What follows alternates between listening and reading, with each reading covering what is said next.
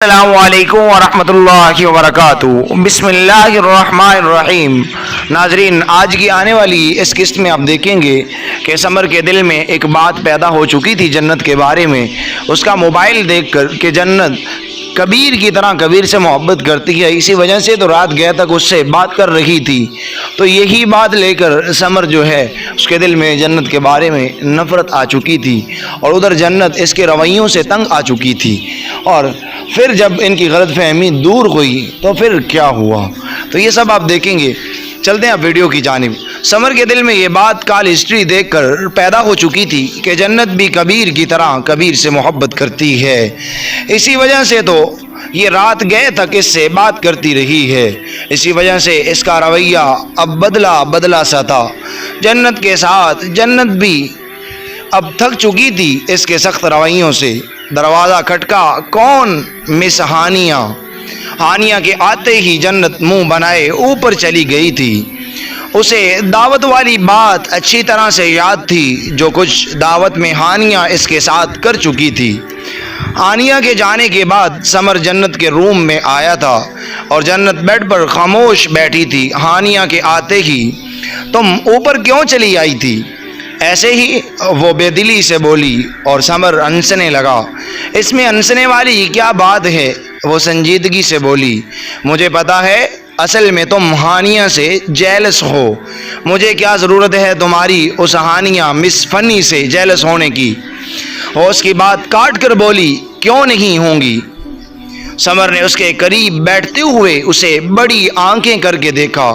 بالکل نہیں، اس نے لاپرواہی سے جواب دیا۔ اچھا، ویسے مجھے لگا آفٹر آل ہانیہ ہے ہی وہ اتنی اسمارٹ، اس کا ہیئر سٹائل، اس کا آئی میک اپ، اس کی باتیں، شی از پرفیکٹ ہے نا؟ وہ اسے غور سے دیکھتے ہوئے شرارت سے بولا، اتنے قریب سے تم ہی نے اسے جانتے ہوں گے، میں نہیں، اس لیے کہ تم نے اسے یہ تک بتا دیا تھا کہ ہم الگ الگ کمرے میں رہتے ہیں۔ اس کی بات پر جنت نے سنجیدگی اور خفا سے ہوتے ہوئے کہا، اور سمر بھی اس کی بات پر سنجیدہ ہوا۔ جنت، میں نے اسے جان بوجھ کر یہ بات نہیں بتائی، غلطی سے ایک بار میں نے کہہ دیا تھا کہ جنت اپنے روم میں ہے، اور جب اس نے پوچھا تو میں جھوٹ نہیں بول پایا۔ اگر جان بوجھ کر بھی بتاتا تو کیا ہوتا؟ میں کون ہوتی ہوں سوال کرنے والی؟ بس جب اس نے مجھے کہا تو مجھے اچھا نہیں لگا، میں نے جان بوجھ کے نہیں کیا، لیکن پھر بھی سوری، اوکے۔ اسے اداس دیکھ کر بولا۔ جنت نے نہ کوئی جواب دیا نہ اس کی جانب دیکھا۔ میں لیٹ ہو رہا ہوں، اگر تم تیار ہو جاؤ تو کال کر دینا، مووی دیکھنے جائیں گے۔ اوکے، سمر نے اٹھتے ہوئے کہا اور باہر نکل گیا۔ وہ اس سے بات نہیں کرنا چاہتی تھی، اس لیے اس نے سمر کو کال بھی نہیں کی تھی۔ سمر نے پہلے تو اس کی کال کا انتظار کیا، پھر خود ہی اسے کال کی، لیکن اس نے فون نہیں اٹھایا، اور اس کا یہ غصہ اگلے دن تک جاری رہا۔ جب سمر نے اسے گڈ مارننگ کہا اور اس نے جواب دینے کی بجائے باہر آ گئی، وہ بھی آفس کے لیے نکل گیا۔ اسے سمجھ نہیں آ رہا تھا کہ وہ جنت کو کیسے منائے۔ سمر نے آفس میں بیٹھے موبائل چیک کیا، تب اسے جنت کی ہوئی حرکت کا پتہ چلا، اور اسے بہت ہنسی آئی۔ اس کی حرکت پر اس نے اس کی چیٹ کے اسکرین شاٹ لے کر جنت کو سینڈ کیے۔ یہ سب کیا ہے؟ نیچے لکھ کر سینڈ کیا۔ جنت نے اسی وقت میسیج دیکھ لیا تھا، لیکن کوئی رپلائی نہیں کیا۔ کہیں ایسا تو نہیں کہ میرے سونے کا فائدہ اٹھا کر تم نے میرے ساتھ اس نے اتنا میسج کیا تھا، یہ سوچ کر شاید اب جواب دے گی، لیکن اب بھی صرف اس نے دیکھ کر اگنور کیا تھا، اور سمر نے ایک گہری سانس لے کر فون رکھ دیا۔ وہ نیند سے جاگی تو اپنے پانتی سمر کو بیڈ پر بیٹھے دیکھ کر پہلے تو ایک دم سے ڈر گئی، پھر اٹھ کر اس کے پاس آئی۔ تم جہاں کیا کر رہے ہو؟ وہ اس سے پوچھ رہی تھی، اور سمر ایسے بیٹھا تھا جیسے کان اور آنکھیں بند ہوں، صرف ادھر ادھر دیکھ رہا تھا۔ پلیز جاؤ جہاں سے، وہ دوبارہ بولی، اور سمر پھر سے انجان بنا رہا، میں تم سے بات کر رہی ہوں، جواب دو۔ وہ غصے سے بولی، میں بھی تو پچھلے 2 دن سے تم سے ہی بات کرنے کی کوشش کر رہا ہوں، تم نے دیا جواب؟ وہ اس کی جانب دیکھ کر ایک دم سے بولا۔ اس کی آنکھوں میں بہت ساری ناراضگی دیکھ کر جنت خاموش ہو گئی۔ جاؤ جہاں سے، بنا اسے دیکھے بولی، پہلے بات کرو مجھ سے۔ وہ دھیرے سے بولا، جاؤ گے یا نہیں؟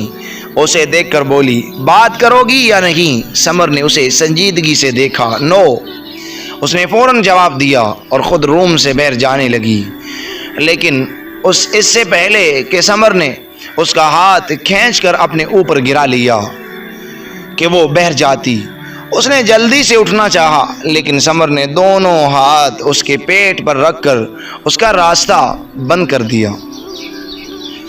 لیو می، وہ اس کے ہاتھ ہٹاتے ہوئے بولی، لیکن سمر نے اپنی دونوں ہاتھ کی انگلیاں ایک دوسرے میں پیوست کرتے ہوئے اسے جکڑے رکھا تھا اور اس کی نظریں جنت کے پریشان چہرے پر تھی۔ سمر پلیز ہاتھ ہٹاؤ، وہ اس کی جانب دیکھ کر دھیرے سے بولی، پہلے بتاؤ کس بات کی ناراضگی ہے؟ سمر نے اس کے شولڈر پر تھوڑی ٹکاتے ہوئے پوچھا۔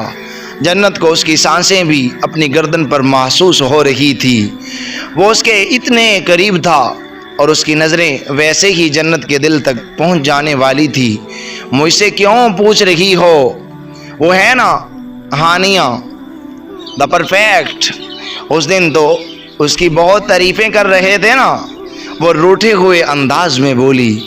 میں نے تو اس کی کوئی تعریف نہیں کی، وہ اسی انداز میں اسے دیکھتے ہوئے بولا، لیکن اس کے جھوٹ پر جنت نے اسے حیرت سے دیکھا۔